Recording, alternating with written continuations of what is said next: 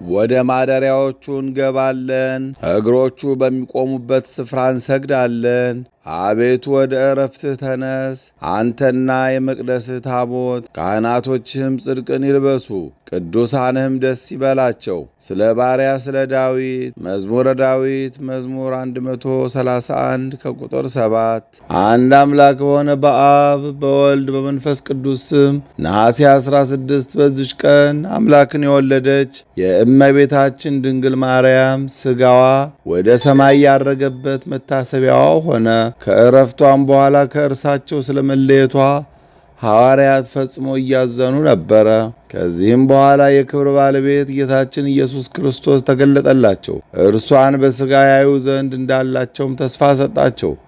ወንጌላዊ ዮሐንስም እስያ በሚባል አገር እያስተማረ ሳለ በነሐሴ ወር 16ኛ ቀን ተድላ ደስታ ወዳለባት ገነት በመንፈስ ቅዱስ ተነጠቀ። የክብር ባለቤት ጌታ ኢየሱስ ክርስቶስን የእመቤታችን ማርያም ሥጋዋ ካለበት ከዕፀ ሕይወት ስር ተቀምጦ አየው። የንጽሕት እናቱንም ሥጋ ታወጣ ዘንድ ምድርን እንዲጠሯት ሰባቱን የመላእክት አለቆች አዘዛቸው። እነርሱም የንጽሕት እናቱን ሥጋ ታወጭ ዘንድ እግዚአብሔር አዝዞሻል አሏት። ያን ጊዜም ከዕፀ ሕይወት በታች ካለ መቃብር የእመቤታችን ማርያም ሥጋዋ ወጣ።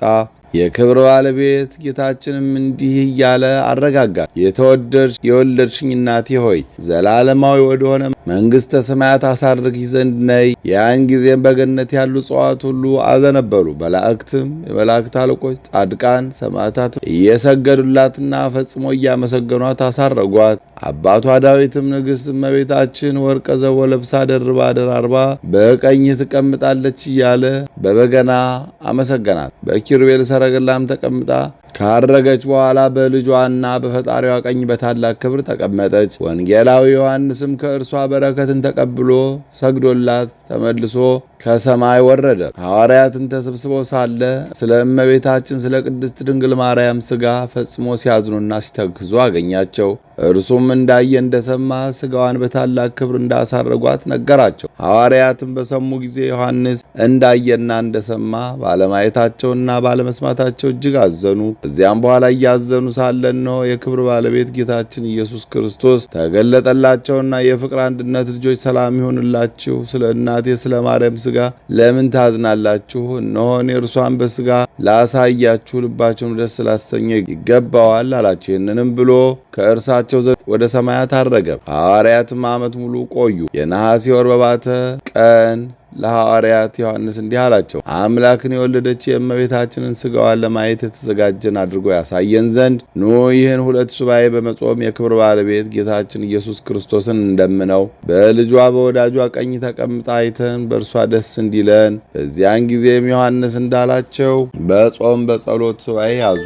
የነሐሴ ወር እንደ ዛሬ 16ኛ ቀን በሆነ ጊዜ የክብር ባለቤት ጌታችን ኢየሱስ ክርስቶስ ሁሉንም ሐዋርያት ወደ ሰማይ አወጣቸው። በታላቅ ክብርም በተወደደ ልጇ ቀኝ ተቀምጣ ከሥጋዋ ተዋህዳ ተነስታ እመቤታችን ማርያምን አዩአት። እጆቿንም ዘርግታ የከበሩ ሐዋርያትን አዩ። እያንዳንዳቸውንም ባረከቻቸው፣ በልባቸውም እጅግ ደስ አላቸው። የክብር ባለቤት ጌታችን ኢየሱስ ክርስቶስም የከበረ ሥጋውንና ደሙ ላይ ሰራይ ካህን ሆነ። እስጢፋኖስንም አዘጋጀ። ዮሐንስም በመፍራት ቁሙ አለ። ሁሉም ሐዋርያት በመሠዊያው ዙሪያ ቆሙ። በዚያን ጊዜ ከቶ እንደርሱ ሆኖ የማያውቅ ታላቅ ደስታ ሆነ።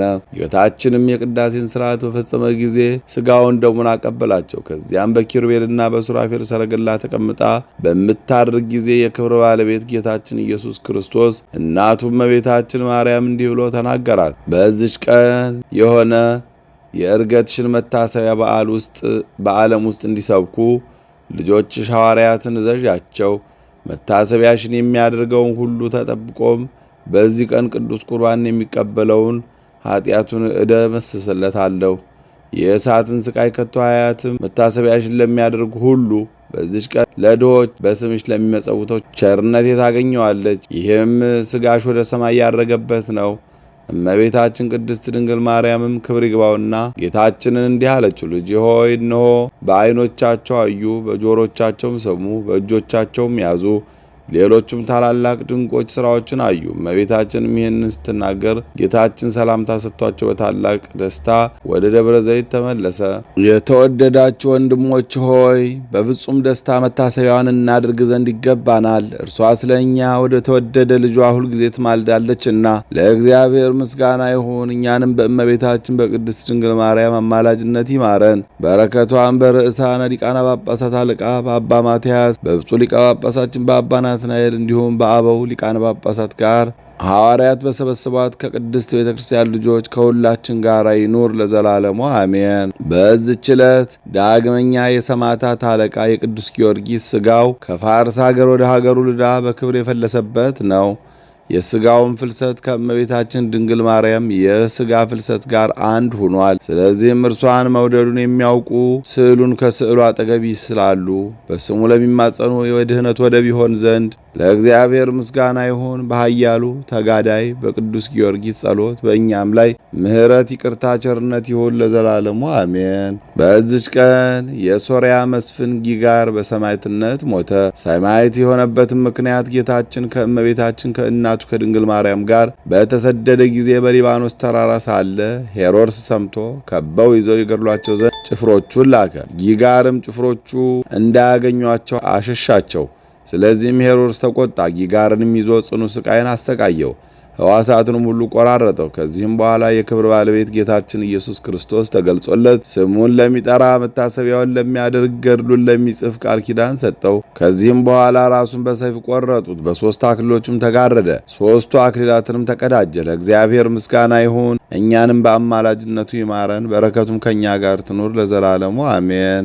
አንድ አምላክ በሆነ በአብ በወልድ በመንፈስ ቅዱስ ነሐሴ 17 በዚች ቀን አሞራዊ ቅዱስ እንጣዎስ በሰማዕትነት ሞተ። ምስጋና ይሁን ለአብ ለወልድ ለመንፈስ ቅዱስ አንድ አምላክ በሚሆን ዛሬም ዘወትርም ለዘላለሙ አሜን። በነሐሴ 16 ቀን የሚከበሩ ዓመታዊ የቅዱሳን በዓላት ቅድስት ድንግል እግዝእትነ ማርያም ፍልሰቷ፣ ትንሣኤዋና ዕርገቷ የሚታሰብበት ዕለት፣ ቅዱሳን ሐዋርያት፣ ቅዱስ ጊዮርጊስ ሊቀ ሰማዕታት ፍልሰቱ፣ ቅዱስ ጊጋር ሶርያዊ ሰማዕት። ወርሃዊ በዓላት ኪዳነ ምሕረት፣ ቅድስት ኤልሳቤጥ፣ ቅዱስ ገብረ ማርያም፣ ቅዱስ አኖሪዎስ፣ አባ አቡናፍር ገዳማዊ፣ አባ ዳንኤል ጻድቅ፣ ቅዱስ አባ ዮሐንስ ጻድቅ። ወንጌሉ ዘወርቅ። ወዳጅ ሆይ ተነሽ፣ ውበቴ ሆይ ነይ፣ በዓለት በንቃቃትና በገደል መሸሸጊያ ያለሽ ርግብ ሆይ ቃልሽ መልካም ውበትሽም ያማረ ነውና መልክሽን አሳይኝ፣ ድምፅሽንም አሰሚኝ።